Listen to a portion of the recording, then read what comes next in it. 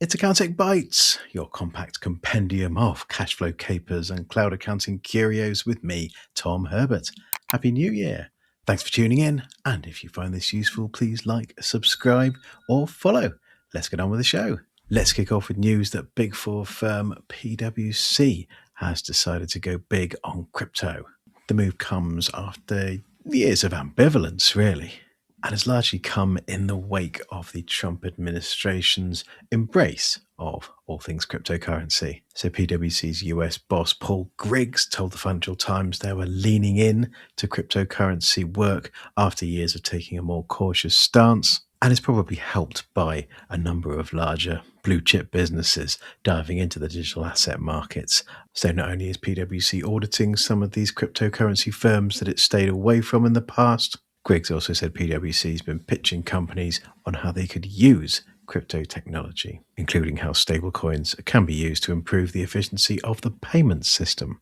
Staying on that beat, and Intuit, a parent company for QuickBooks, has announced it's partnering with financial platform Circle to enable Intuit customers to make payments in stablecoins. Now, this release is pretty light on exact details, the when and what of this announcement. So will Intuit customers be able to use the platform to bypass bank payments? Be interested to find out. It's certainly a direction of travel. Meanwhile, on Accounting Web, Anderson's crypto lead Dion Seymour, who was HMRC's crypto lead, has written a piece for us about the new regulations which are designed to boost the UK crypto asset sector and protect consumers. Dion welcomes them, but states that without parallel progress on accounting standards and tax legislation, the government's ambitions could fall short. Thank you, Dion.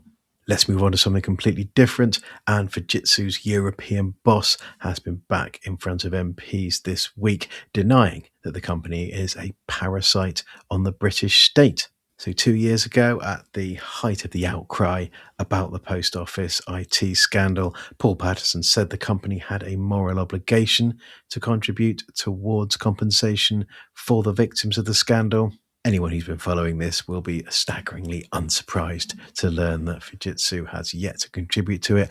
According to Patterson, Fujitsu will take a decision on this once the official inquiry into the scandal is over.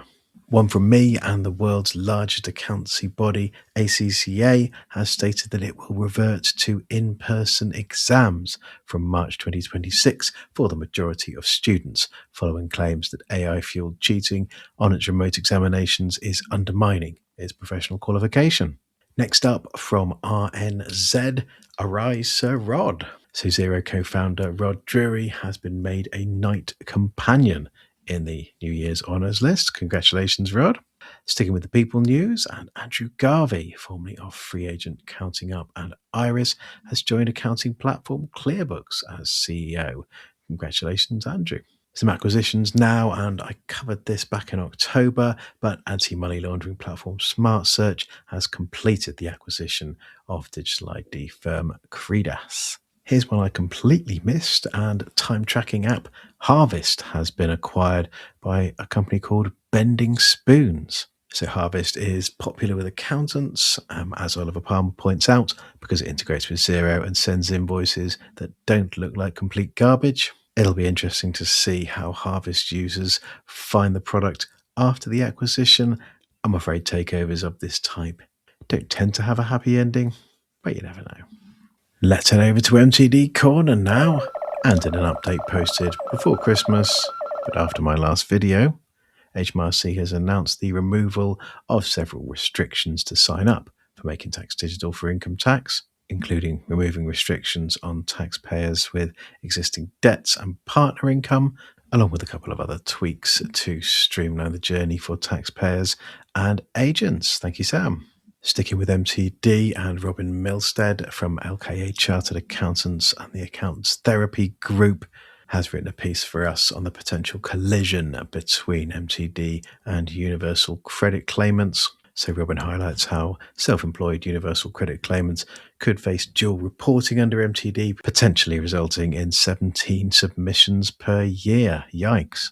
It might be a new year, but the fab plugs will keep coming, I'm afraid. So this is our conference at the NEC in Birmingham, 11th and 12th of March 2026. It's free for accountants, bookkeepers and finance professionals to attend. Here's a great session on the Wednesday about connecting your practice tech stack and the search for the fabled single source of truth, run by friend of the show John Toon and Mercer and Hole's Mandy Baggett. I consider pronouncing that Bajo, but it's a little bit hyacinth bouquet for me. Hope that's right, Mandy. Anyway, tickets for the show are live. You can get them at fab.uk. Let's get on to some new stuff now. And company secretarial tool Inform Direct now automates the filing of PSC personal code verification statements, VSO1, directly to Company's House. In his latest video, QuickBooks chap Aaron Patrick demos Intuit QuickBooks new client request AI agent. There's plenty to it. Let's take a look at one small piece of functionality. So here's a transaction you need to query. Click on the button and you can generate a client request, which then gets pinged straight to the client and also added to a requests list. You can also toggle whether the client needs to be signed into QuickBooks to respond to it or not. Thank you, Aaron. Power BI Oracle Hugh Johnson is at the letter T in his ABC of Power BI, and T stands for Test Your Month-End Journals. Hugh believes that previewing your month-end journals before you post them will save time and relieve stress. A couple of quick ones from Float. They float. Ooh. So in the forecasting and reporting tool, historical cash flow data has been expanded from 6 months up to 12 months where available. And a read-only viewer role has been added to the existing admin and editor roles. Over to our friends at ICAW Insights, and financial modeling guru Ian Schnorr takes us through the benefits and drawbacks of AI's march across the face of Excel. So in terms of the pros, this article largely points out that it speeds up a lot of your work in Excel.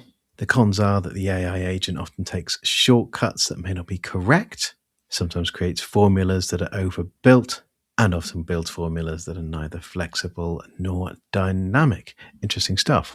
And if you are in a reflective kind of mood at the start of January, do feel free to dip into our No Accounting for Taste podcast, where we rounded up 2025, reviewing some of the biggest story and finishing with some juicy predictions. You can listen to that by searching for Accounting Web on your podcast player of choice. And that's your lot for today. Thank you very much for watching. Please remember to like, follow, or subscribe. And if you'd like to keep up to date with the fast-moving world of accounting technology, why not sign up for my weekly email? Visit the link, pop your email address in the box and hit the yellow button, and it'll be in your inbox every Thursday. I'll be back next week with another video. Bye for now.